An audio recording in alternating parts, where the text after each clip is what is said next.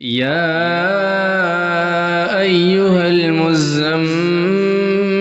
قم الليل إلا قليلا نصفه أو انقص منه قليلا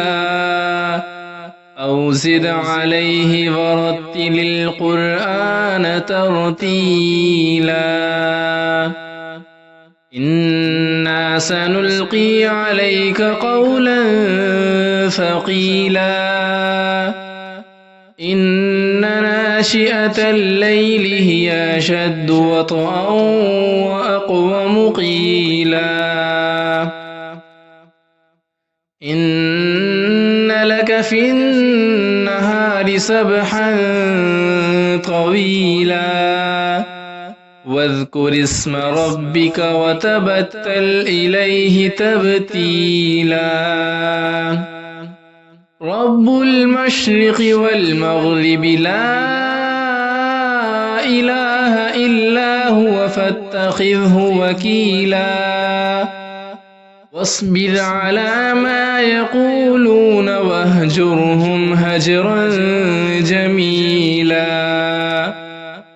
وذرني والمكذبين أولي النعمة ومهلهم قليلا إن لدينا أنكالا وجحيما وطعاما ذا غصة وعذابا أليما يوم ترجف الأرض والجبال وكانت الجبال كثيبا مهيلا إنا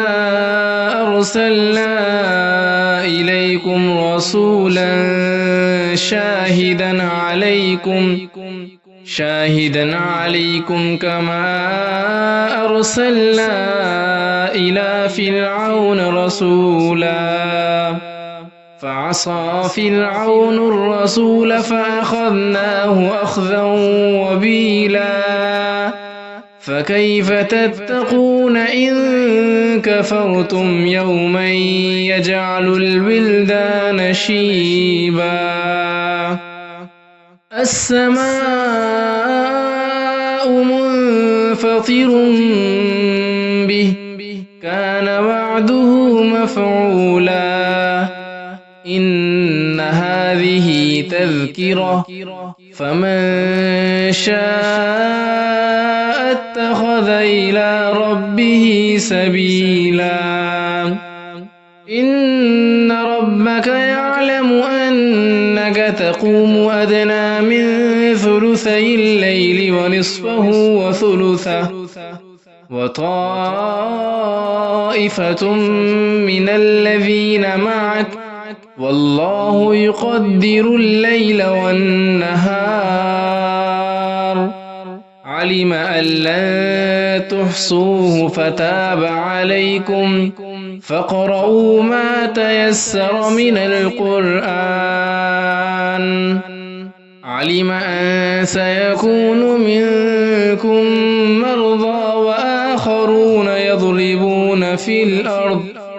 وآخرون يضربون في الأرض يبتغون من فضل الله وآخرون يقاتلون في سبيل الله فاقرؤوا ما تيسر منه وأقيموا الصلاة وآتوا الزكاة وأقرضوا الله قرضا حسنا وما تقدموا لأنفسكم من خير تجدوه عند الله هو خيرا وأعظم أجرا واستغفروا الله